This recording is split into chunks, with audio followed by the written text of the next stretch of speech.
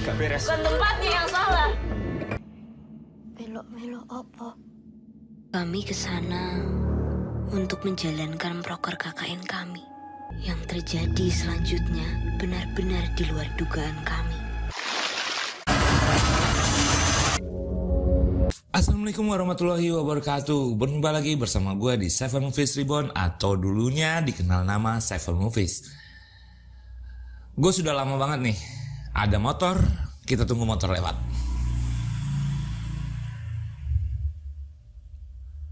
Gue udah lama banget nih nggak upload film ya kan, alur cerita film. Jadi ya karena kesibukan di dunia offline ya. Jadi gue nggak upload gitu. Ya sebenarnya sih pengen satu minggu itu bisa upload tiap hari gitu, di satu minggu 4 kali gitu pengennya gitu. Cuman ya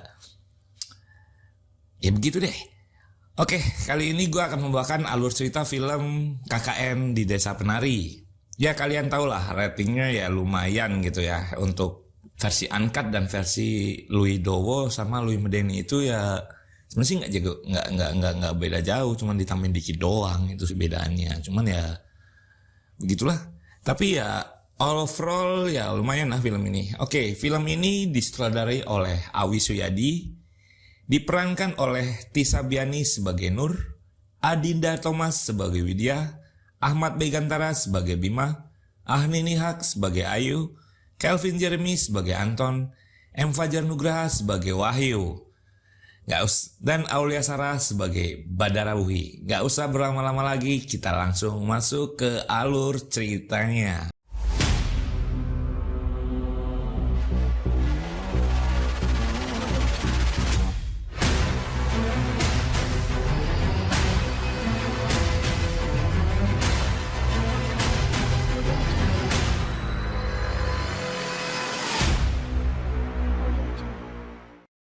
Film diawali dengan sekelompok mahasiswa yang mau melakukan KKN di suatu desa yang sungguh terpencil, yang bernama Desa Penari.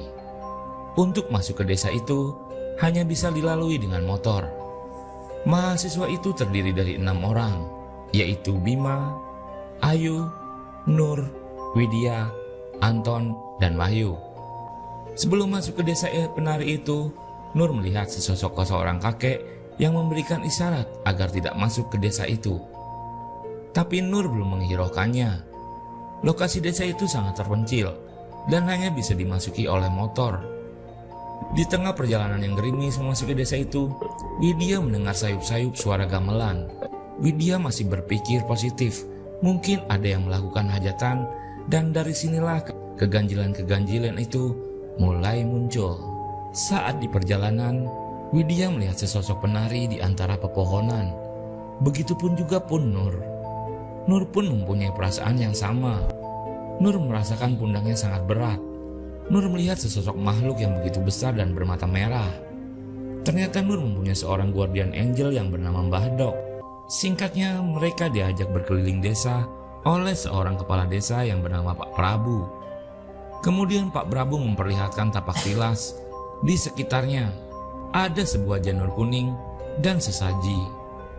Pak Prabu juga memperingatkan bahwa mereka tidak boleh masuk ke sana dan daerah itu merupakan daerah yang terlarang. Warga desa kami menyebutnya dengan nama tapak tilas. Setelah beberapa hari di situ, gangguan-gangguan dari makhluk halus terus muncul dan tiada hentinya.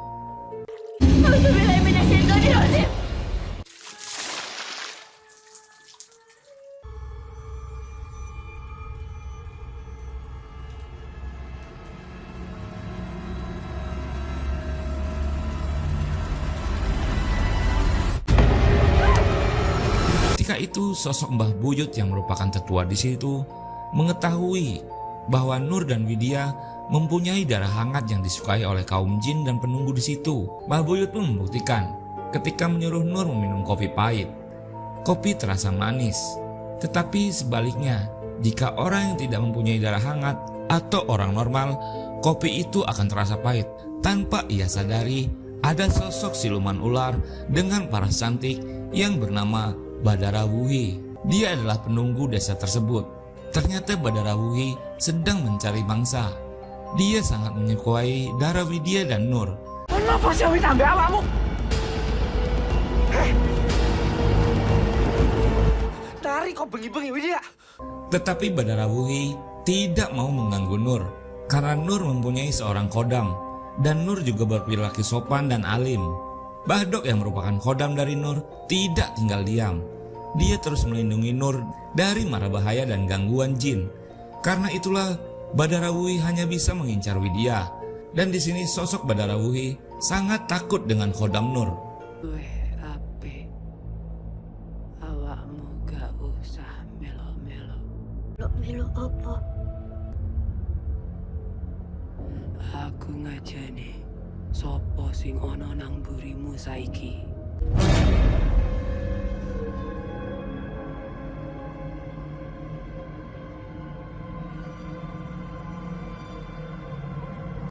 Tak diduga Bima menyukai Widya, tapi cintanya bertepuk sebelah tangan.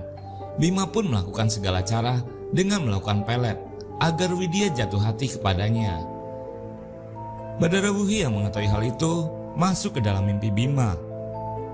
Di dalam mimpi itu Bima kaget karena Widya sedang dililit oleh ular dan dalam keadaan bahaya. Badarawuhi pun bilang Widya tidak akan bisa keluar dari desa ini. Bima itu pun ingin menolongnya. Satu-satu caranya adalah Bima harus memasuki daerah terlarang Tapak Tilas untuk mengambil kawaturi. Jika benda itu didapat, maka Badarawuhi menyuruh Bima memberikannya kepada Widya.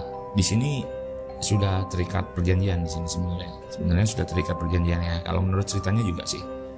Keesokan harinya Bima pun nekat mengambil mahkota kawaturi tersebut. Setelahnya Bima memberikan kepada Ayu supaya benda itu diberikan kepada Widya. Namun Ayu yang diam-diam menyukai Bima malah menyimpannya. Ketika Bima menanyakan ke Ayu apakah benda itu sudah dikasih ke Widya, Ayu menjawabnya mahkota itu hilang. Bima marah dan pergi meninggalkan Ayu. Tanpa sengaja Nur melihat dan mendengar hal tersebut. Lupa di mana aku taruh. Emangnya buat apa sih? Kamu kasih benda seperti itu ke Widya? Ya apa sih yuk? Kan aku sudah percayakan itu ke kamu. Malah kamu ilangin. Salah yuk aku percaya sama kamu. Kamu gak ngerti.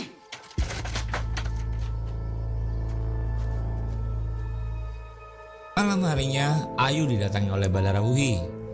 Dalam mimpinya Badarawuhi bilang bahwa dia bisa membantu Bima menyukainya. Karena hatinya yang sudah tertutup dengan cinta, akhirnya Ayu menerima pemberian selendang dari Badarawuhi. Selendang itu akhirnya bisa membuat Bima jatuh cinta kepadanya. Malam harinya Ayu langsung masuk ke Tapak Tilas dan mantap-mantapan dengan Bima. Tetapi di sini Bima sama sekali tidak sadar sedang melakukan hubungan itu dengan Ayu. Bima sudah terlanjur terikat perjanjian yang sebelumnya untuk menyelamatkan Widya dengan Badarawuhi. Makanya setiap malam harus bersetubuh dengan Badarawuhi.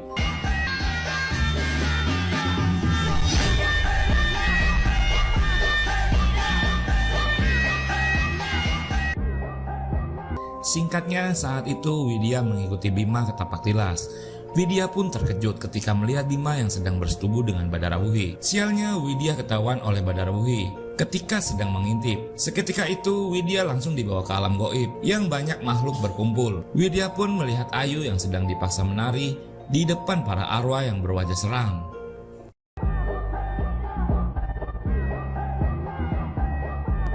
Ayu dipaksa menari untuk menghibur mereka. Tubuh Ayu bergerak sendiri, walaupun sebenarnya Ayu menolak. Dengan itu, Ayu menjadi budak dari Badarawuhi dan menggantikannya sebagai dawu untuk menghibur makhluk-makhluk gaib tersebut.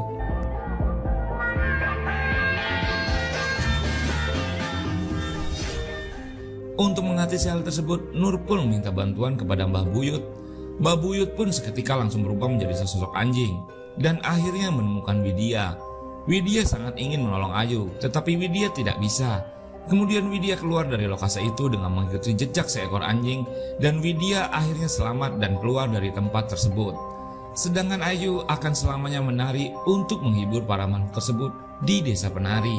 Perbuatan Bima dan Ayu dijadikan alasan oleh Badarawuhi untuk menuntut tumbal dengan dalih dia sudah melanggar larangan dan menodai tempat yang dianggap suci. Diketahui sebelumnya Bima membuat perjanjian dengan Badarauhi dan Ayu bersetubuh dengan Bima di kolam tempat sinden mandi. Maka dari itu, jiwa Bima dan Ayu akan terus tertahan di desa penari. Bima akan terus bersetubuh dengan Badarauhi dan melahirkan anaknya yang berupa ular sampai ribuan. Dan Ayu akan terus menari untuk menghibur para penghuni desa tersebut tiap jengkalnya. Singkat cerita, terpaksa kegiatan KKN ini dihentikan dan mereka pun akhirnya pulang. Bima meninggal setelah 4 hari setelah kepulangan mereka, dan Ayu meninggal setelah 3 bulan kepulangan mereka. Oke, wassalamualaikum warahmatullahi wabarakatuh. See you, adios.